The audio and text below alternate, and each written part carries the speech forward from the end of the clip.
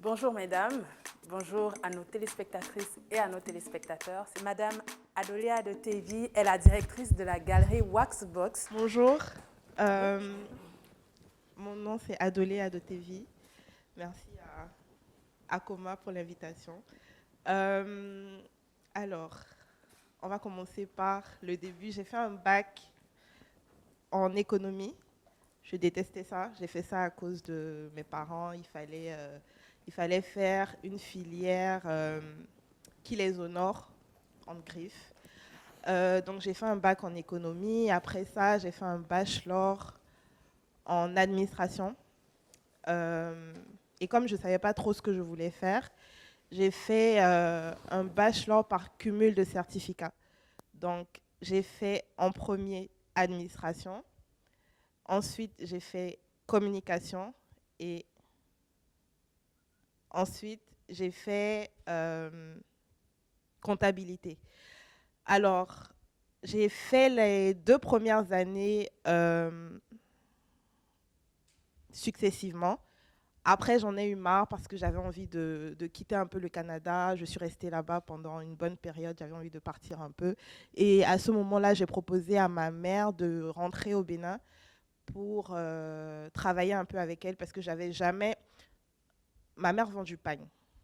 Et jusqu'à cette période-là, j'avais jamais porté de pagne réellement. Je m'étais jamais intéressée réellement à ce qu'elle faisait. Et je lui ai proposé de rentrer pour travailler avec elle. Je pensais que j'allais lui apporter ce que j'ai appris là-bas et tout. Et surtout, je n'avais pas vraiment envie de continuer sans savoir ce que je voulais faire réellement. Parce que tout ce que j'ai fait à cette période-là, je l'ai fait juste pour pouvoir dire j'ai fait administration, j'ai fait communication, mais je ne le faisais pas parce que j'aimais vraiment ça en fait. Donc, je suis rentrée et c'est à ce moment-là que j'ai touché du doigt réellement ce qu'elle faisait. Je me suis rendu compte qu'elle n'était pas vendeuse de pagne au marché comme ce qu'on peut penser. Et j'ai pris goût à ça. J'étais censée faire un stage de 3 mois. Finalement, je me suis retrouvée à faire 1 an. Et elle m'a chassée, elle m'a dit, va terminer tes études et si tu veux, tu rentres après. Donc, je suis repartie. J'ai fait le dernier certificat en communication, en comptabilité. Et après, dès que j'ai fini, elle m'a dit, OK, maintenant tu as fini. Si tu veux, tu rentres pour reprendre l'entreprise familiale et tout. Et moi, pour moi, il n'était pas question que je vive au Bénin. Donc, je lui ai dit, OK, partout, mais pas le Bénin. Elle m'a proposé plusieurs pays et finalement, on est tombé sur la Côte d'Ivoire où j'ai déménagé en 2015. Euh, j'ai déménagé en 2015. J'étais la directrice de Fantex en Côte d'Ivoire. Ça a été très challengeant parce que en Côte d'Ivoire, le pagne, quand on parle de pagne en Côte d'Ivoire, c'est Uniwax Vlisco. Donc, c'était compliqué de s'implanter en fait en Côte d'Ivoire en tant que marque de pagne, avoir une boutique, une entreprise réelle et tout, que tu n'es pas au marché, tu es sur une vraie rue, dans une vraie boutique, tu es bien implanté, c'était compliqué. Et enfin, ils m'ont mis beaucoup de bâtons dans les roues, en griffe, je ne vais pas rentrer dans les détails, mais ça a été très compliqué. À un moment, c'était même, j'étais même menacée et j'avais le choix entre rentrer au Bénin, ce que je ne voulais pas, ou continuer à me battre là-bas. Donc, un jour, je me suis assise et je me suis dit, bon, les pagnes là, quand ils achètent ça, c'est pour porter. Donc, on va essayer de transformer les pagnes en tenues. J'ai pas fait de formation en stylisme. Je ne suis pas couturière, je ne sais pas coudre. Mais je pense que j'ai quand même un peu de goût. Donc j'ai essayé, j'ai commencé avec la moitié de mon stock de pagne. J'ai essayé de faire des tenues en fonction de ce que j'aime moi-même porter parce que je me disais, ok, au pire, si tu ne vends pas, tu vas porter. Donc, j'ai essayé de faire des tenues que j'aimais. Et bizarrement, les gens aimaient aussi. Donc, je me suis dit, OK, pourquoi pas. Donc, j'ai commencé à chercher des couturiers et tout, avec qui je me suis mis en partenariat. J'imaginais des tenues. J'imaginais des assemblages. Par exemple, ça, ce que vous avez porté, je l'ai utilisé, j'ai fait une tenue avec ça, mais si vous voyez, vous n'allez jamais savoir que c'est ça. Donc, je faisais des assemblages et ça marchait bien et tout. Et j'ai créé l'entreprise maintenant, différente de Fontex. J'ai créé une entreprise à côté qui est la galerie Waxbox parce que je voulais me différencier complètement de l'entreprise des parents et tout ça. Et voilà, donc ça marchait bien en Côte d'Ivoire et Covid est venu.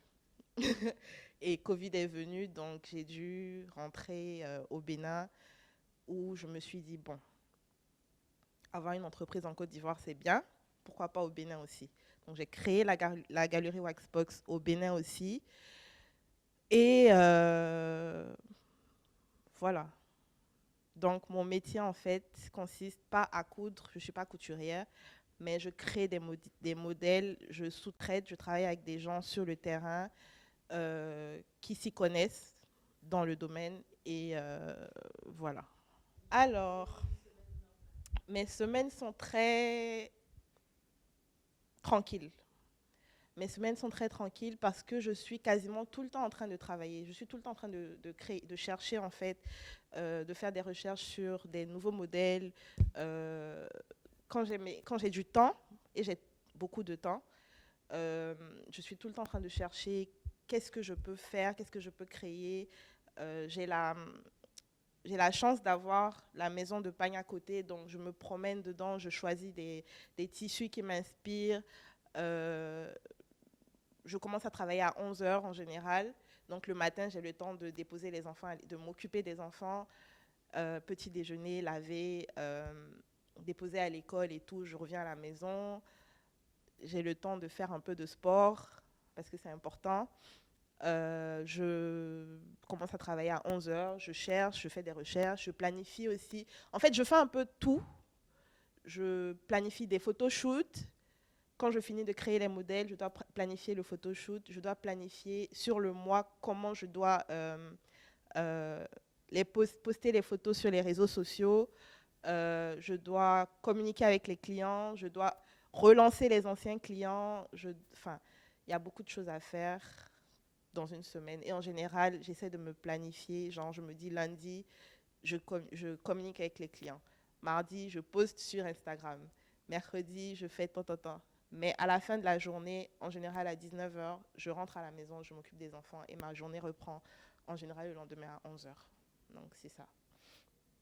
Mais j'ai pas de stress en fait. Genre, c'est vraiment chill quoi. C'est vraiment.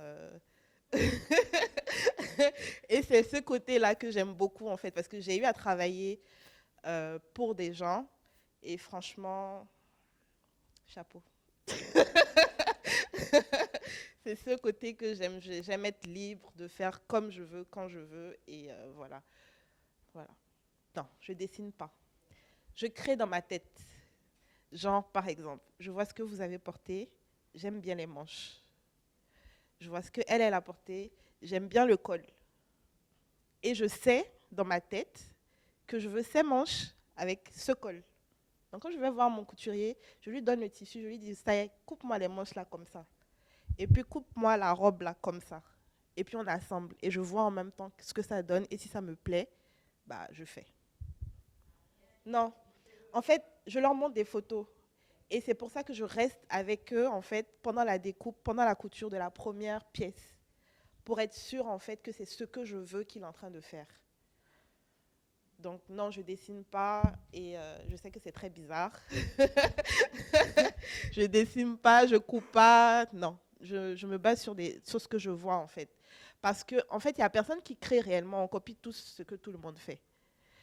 Donc, moi, ma seule préoccupation en général, c'est de ne pas copier exactement ce que quelqu'un d'autre a fait. Donc, je cherche toujours à apporter une modification et tout.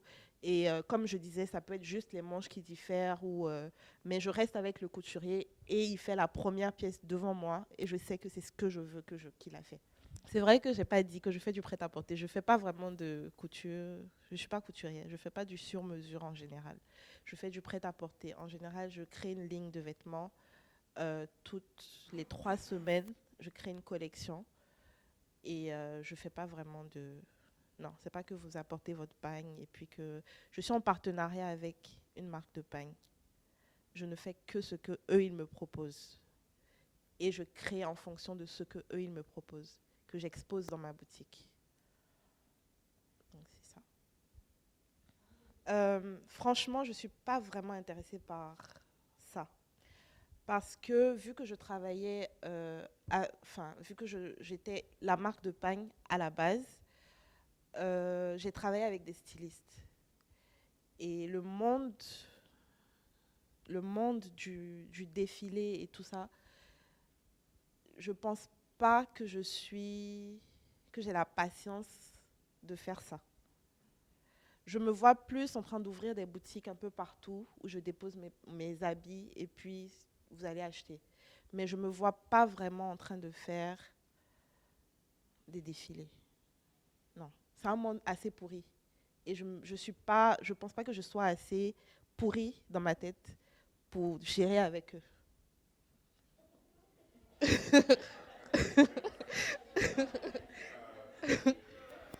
Alors, à date, je travaille avec 8 personnes. Donc, j'ai 8 personnes avec qui je travaille. Alors, mes- mon enfant est au Bénin. Et moi, je vivais en Côte d'Ivoire et vivais au Bénin. C'était pas forcément, ça rentrait pas forcément dans ce que je voulais lui donner comme éducation, de vivre sans sa famille. Et il a fallu que je fasse un choix. J'ai pas envie de vivre au Bénin, mais bon, c'est mon pays, quoi.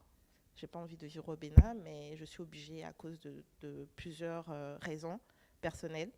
Et non, ma boutique en Côte d'Ivoire est toujours ouverte, fonctionnelle. Et je vais souvent en Côte d'Ivoire. Je gère à distance, j'essaye. Et voilà. Je ne vais pas retourner forcément en Côte d'Ivoire, mais je suis là. En fait, finalement, je fais tout faire au Bénin que j'envoie en Côte d'Ivoire.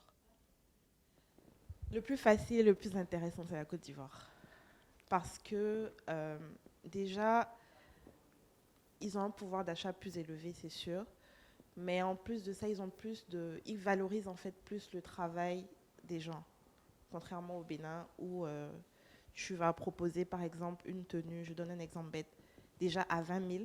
En Côte d'Ivoire, tu vends, en tout cas, dans la rue où je suis, tu vends une tenue à 20 000. Ils vont se demander, tu es sûr que c'est de la bonne qualité? Pourquoi c'est moins cher comme ça? Alors qu'au Bénin, déjà, c'est très moins cher. Mais en plus de ça, elle va venir dans ta boutique, elle va essayer la tenue, elle va se prendre en photo, elle va copier le modèle parce qu'elle pense qu'elle est plus intelligente. Donc, le marché béninois est vraiment... En tout cas, non seulement, non seulement ils ne veulent pas payer, en fait, mais en plus de ça, c'est un marché très spécial. C'est vraiment très spécial. Non, mais franchement, si dans ta tête, tu es convaincu que tu peux le faire, c'est sûr que tu vas bien le faire. Donc, fais-le. Parce que moi, par exemple, je suis pas styliste. J'ai pas fait des études de couture, de stylisme. J'ai rien fait dans ce domaine-là, en fait. J'ai fait administration, ça n'a rien à voir.